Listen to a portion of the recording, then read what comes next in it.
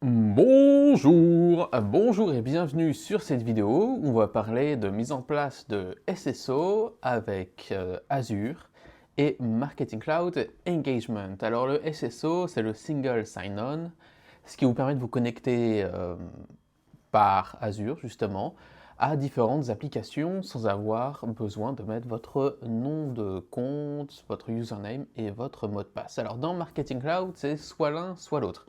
Donc c'est-à-dire soit vous connectez par SSO, soit vous connectez par un identifiant et un mot de passe. Vous ne pouvez pas avoir les deux en même temps pour un même utilisateur. Mais je peux très bien avoir utilisateur A et utilisateur B qui utilisent deux manières de se connecter différentes. Ce qu'on recommande aussi, c'est de toujours laisser un utilisateur sans SSO, de manière à ce que si celui-ci bug ou a besoin de faire des modifications ou quoi que ce soit, on a toujours une porte d'entrée. Sinon, on peut perdre un temps précieux de production si tout le monde est sous SSO et qu'on n'arrive pas à se connecter. Ok, génial. Donc, comment ça se passe? Eh bien, en fait, en différentes étapes. Déjà, on va commencer par Marketing Cloud. Donc, comment ça se passe? Je vais dans le Setup, dans Admin. Alors, il faut que je sois un admin, justement, dans Marketing Cloud pour pouvoir avoir accès à tout ça. Donc, je vais dans Setup, Security Settings, et là, je descends un petit peu plus bas. Et là, ici, vous avez SSO, SML, Metadata. Je clique ici et ça va me télécharger un fichier en .xml. Alors, si je clique dessus directement, moi, ça m'affiche ça me l'ouvre avec Safari et ça ne ressemble pas vraiment à ce que je veux. Donc, dans ce cas-là, ce que je ferais, c'est que j'irai directement dans le fichier, clic droit, ouvrir avec, et je choisirais typiquement Google Chrome ou alors, peu importe, un autre éditeur de texte parce que j'aimerais que ça ressemble plus à ça. Mais c'est peut-être pas important puisque pour Azure spécifiquement, on va simplement upload le fichier, on va simplement le téléverser dans Azure. Bref, une fois que vous avez le fichier ici, alors on a le Microsoft Azure, on arrive sur la page d'accueil, ensuite vous allez dans Microsoft Entra ID et après dans Enterprise Applications et après dans A New Application. Et là, on va en créer une nouvelle. On va créer une nouvelle application. Alors, pourtant, on pourrait être tenté de se dire, bon, certainement que Marketing Cloud Engagement existe déjà.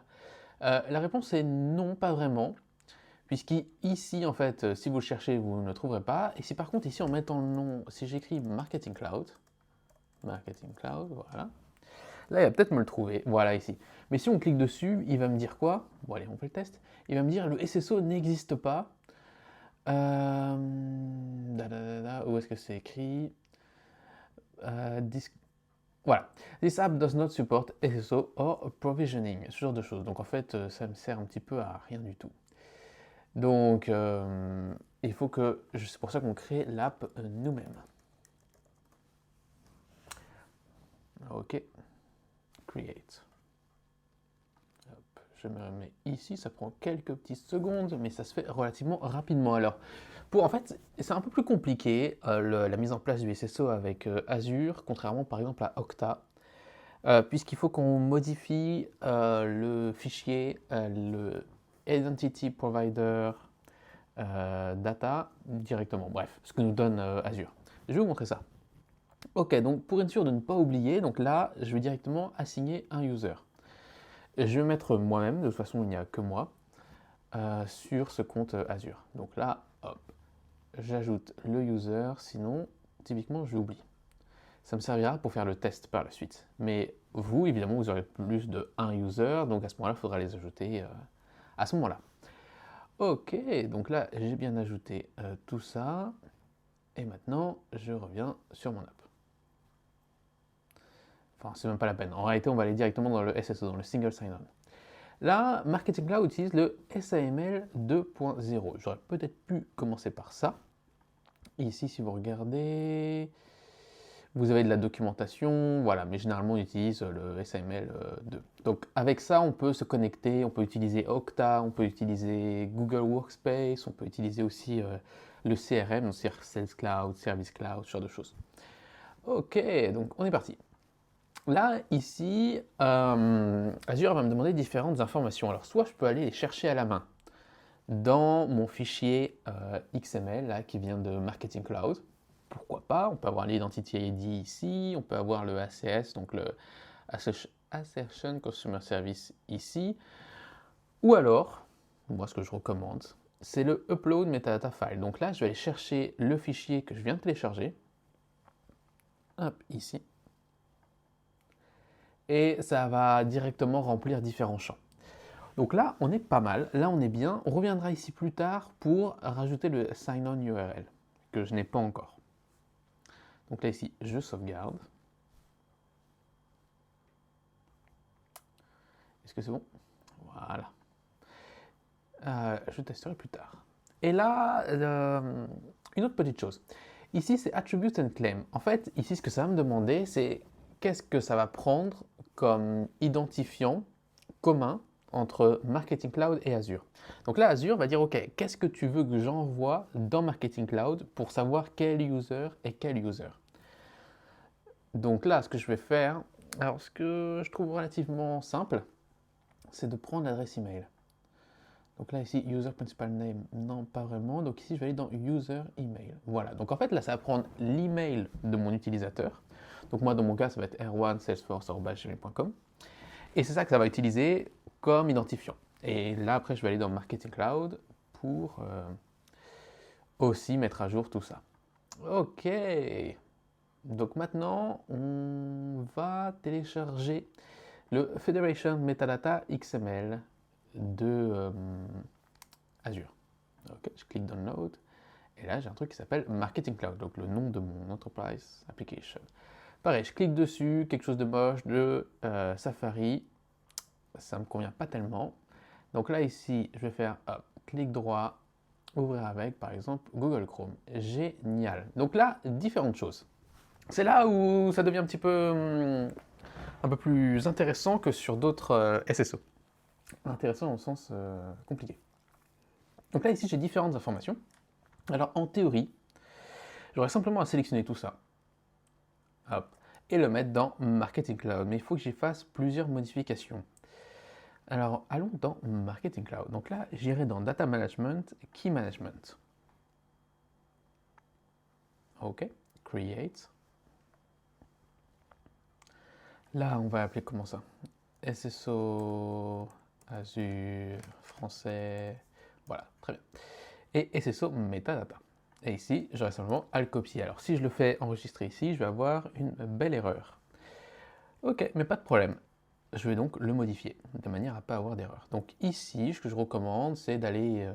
enfin, ce que je recommande, vous faites comme vous voulez. Certains utilisent Visual Code Studio, différentes choses, peu importe. Mais ça fonctionne. Ici, je colle ce que j'ai besoin de coller. Et là, ici, en fait, je descends en bas. Et il faut que je supprime cette ligne-là, juste après le key descriptor. Donc hop, je le supprime, génial. Et ici, il faut que je rajoute de mémoire 3 lignes. Voilà, hop, j'ai déjà fait cette configuration auparavant. Donc je prends ces 3 lignes-là, que je vous mettrai en description, de manière à ce que vous aussi, vous n'ayez simplement qu'à les copier-coller, en dessous du key descriptor. Donc là, key descriptor, je colle, je suis très content. Je reprends tout.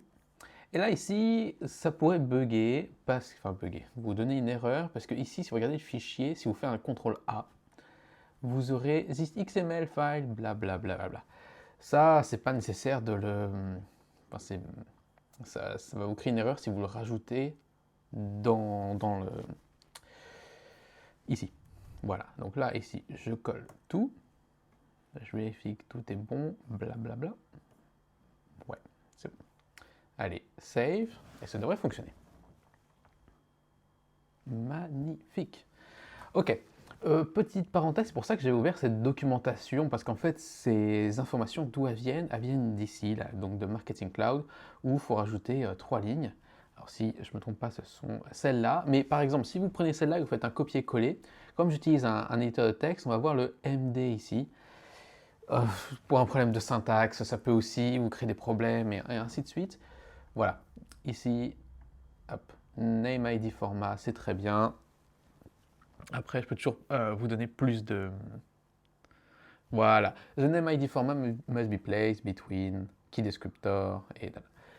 Bref, ça fonctionne.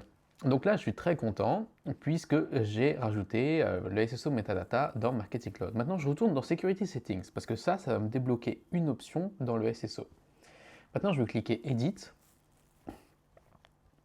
Voilà, et ici, Single Sign-On coché. Génial.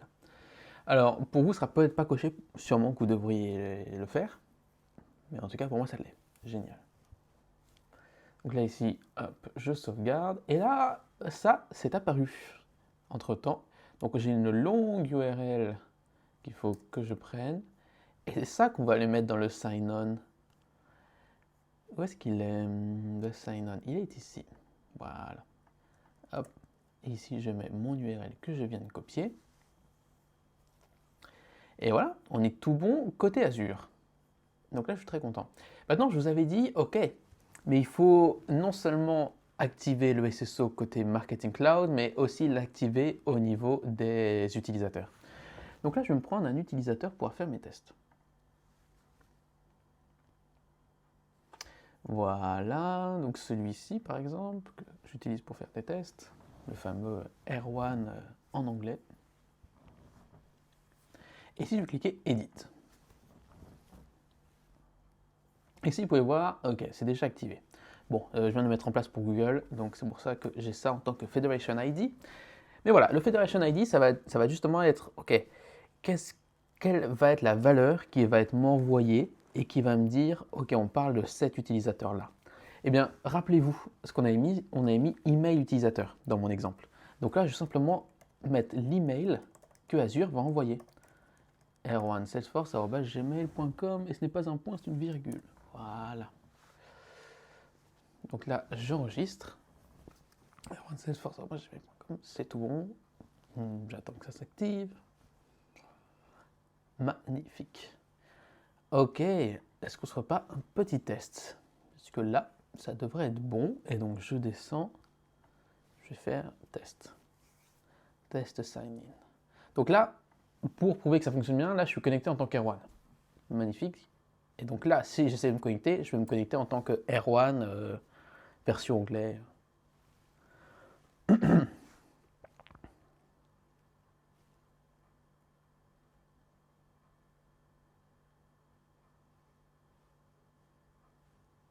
Et magnifique, R1 version anglais, c'est super ça. C'est génial. Ok, voilà, on a mis en place le SSO pour Marketing Cloud avec Azure. Donc voilà, la difficulté, c'est de modifier le fichier, là, le Federation Metadata XML. Alors ensuite, il y a moyen de récupérer l'URL. Donc ici, par exemple, on a le login URL, on peut le mettre en place avec Office 360, ce genre de choses. Voilà, je pense que ça vous fait une bonne base. N'hésitez pas à me dire si ça vous a aidé, si vous avez des questions complémentaires. Comme je vous ai dit, on peut aussi mettre en place le SSO avec Okta, Google, Workspace. Et basiquement, en fait, en théorie, tous les IDP, tous les Identity Providers qui utilisent le SAML 2.0. Voilà, je vous remercie pour votre écoute et je vous souhaite une bonne journée. Au revoir.